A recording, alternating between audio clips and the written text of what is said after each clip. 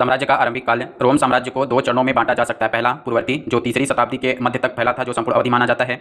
दूसरा भाग जो था रोम साम्राज्य का दूसरा चरण परवर्ती कहलाता था, जो पूर्ववर्ती के बाद की अवधि है। ठीक है, यानी 300 ईस्वी तक पूर्ववर्ती काल माना जाता है और 300 ईस्वी के बाद का काल परवर्ती काल कहलाता है।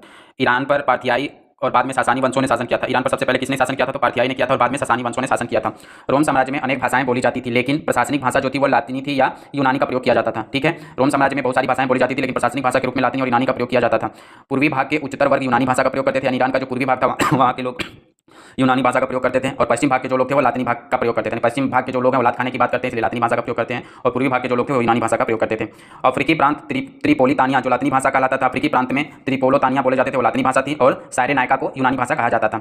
रोम के इतिहास की अधिकांश पुस्तकें यूनानी तथा लातीनी में लिखी गई थी, यानी रोम के इतिहास की अधिकांश पुस्तकें किस भाषा में लिखी गई थी? तो यूनानी तथा लातीनी में लिखी गई थी। और यूनान की ये जो पुस्तकें थी, रोम के इतिहास की जो पुस्तकें थी वो इतालवी के जमींदारों द्वारा लिखी गई थी। किसके द्वारा लिखी गई थी? तो इतालवी के जमींदारों द्वारा लिखी गई थी। और किस भाषा में लिखी गई थी? तो यूनानी और लातीनी भाषा में लिखी गई थी, जो बाद में सेनेट में शामिल किया गया था। यानी कि यूनान की जो पुस्तकें थी वो लातीनी भाषा में, इतालवी भाषा में लातीनी और यूनानी भाषा में लिखी गई थी, और इतालवियों के जमींदारों द्वारा लिखी गई थी, जो बाद में सेनेट में शामिल कर लिया गया था। यानी सेनेट में इतालवियों को शामिल कर लिया गया था। कब? बाद में। प्रथम सम्राट अगस्टक था, जो सेनेट की गणराज्य को समाप्त करके 27 ईस्वी पूर्व में एक नया साम्राज्य स्थापित किया। तो प्रथम अगस्टक द्वारा जो साम्राज्य स्थापित किया गया था उसे क्या कहा गया? प्रिंसिपेट कहा गया। अगस्टक किस नाम से जाना जाता था? ऑक्टेवियन नाम से जाना जाता था। ऑक्टेवियन कौन था? तो जूलियस सीजर का दत्तक पुत्र था। सम्राट और सेनेट के बाद एक प्रमुख संस्था थी, वो क्या कहलाती थी? सेना कहलाती थी। यानी सम्राट और सेनेट के बाद एक और प्रमुख संस्था थी, वो सेना कहलाती थी।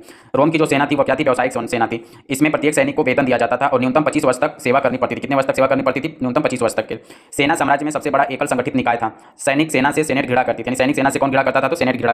रोम में गृहयुद्ध कब हुआ था? तो रोम में गृहयुद्ध हुआ था 69 ईस्वी में हुआ था, और सिंहासन किस पर आधारित था? तो वंशक्रम पर आधारित था। जैसे पिता का राज्य पुत्र को मिलता था, चाहे वह नैसर्गिक हो या ग्रहण किया गया हो। टिबेरियस का शासनकाल कब था? 14 से 37 ईस्वी तक टिबेरियस का काल माना जाता है। यह अगस्तक का गोद लिया हुआ पुत्र था, यानी अगस्तक का गोद लिया हुआ पुत्र कौन था? तो टिबेरियस था। इसका शासनकाल कब है? 14 से 37 तक था। अगस्तक का शासनकाल शांति के लिए याद किया जाता है, यानी अगस्तक का शासनकाल किसके लिए याद किया जाता है? तो शांति के लिए याद किया जाता है। साम्राज्य के प्रारंभिक विस्तार में एकमात्र अभियान सम्राट ट्राजन ने 113 से 17 ईस्वी में चलाया था। यानी कि साम्राज्य के प्रारंभिक विस्तार में एकमात्र अभियान किसने चलाया था? तो सम्राट ट्राजन ने चलाया था। कब? 113 से 117 ईस्वी में। ट्राजन ने इस अभियान में फरात नदी के पार के क्षेत्र पर निरर्थक कब्जा जमाया। ठीक है, किस पर जमाया? ट्राजन ने किस पर कब्जा जमाया था? तो फरात नदी के पार के क्षेत्र पर निरर्थक कब्जा जमाया था। ठीक। प्रारंभिक काल में रोमन का प्रत्यक्ष विस्तार हुआ था। प्रारंभिक काल में रोमन का प्रत्यक्ष विस्तार हुआ। दूसरी शताब्दी के प्रारंभिक वर्षों तक फरात के पश्चिम में स्थित राज्य को रोम द्वारा हड़प लिया गया था।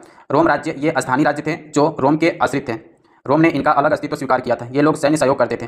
रोम राज्य काफ़ी समृद्ध थे। जैसे हेराड के राज्य से प्रतिवर्ष 5 लाख दिनारियस की, यानी 1,25,000 ग्राम सोने के बराबर थी। दिनारियस रोम का चांदी का सिक्का था। इसमें 4.5 ग्राम विशुद्ध चांदी होती है। दूसरी शताब्दी में जब रोम अपने चरमोत्कर्ष पे था, रोमन साम्राज्य स्कॉटलैंड से अमेनिया तक और सहारा से फरात तक फैला हुआ था। नहीं, दूसरी शताब्दी में रोमन साम्राज्य कहाँ तक फैला था? तो स्कॉटलैंड से अमेनिया तक और सहारा से फरात तक फैला हुआ था। इतने विशाल साम्राज्य पर नियंत्रण नगर द्वारा किए जाते थे। ये नगर थे भूमध्य सागर पर कार्थेज, सिकंदरिया, एंटियोक। ये साम्राज्यिक प्रणाली के मूल हुआ। ये शहरों के माध्यम से सरकार प्रांतीय ग्रामीणों पर कर लगाने में सफल रही। इससे सहयोग उच्च वर्ग करता था।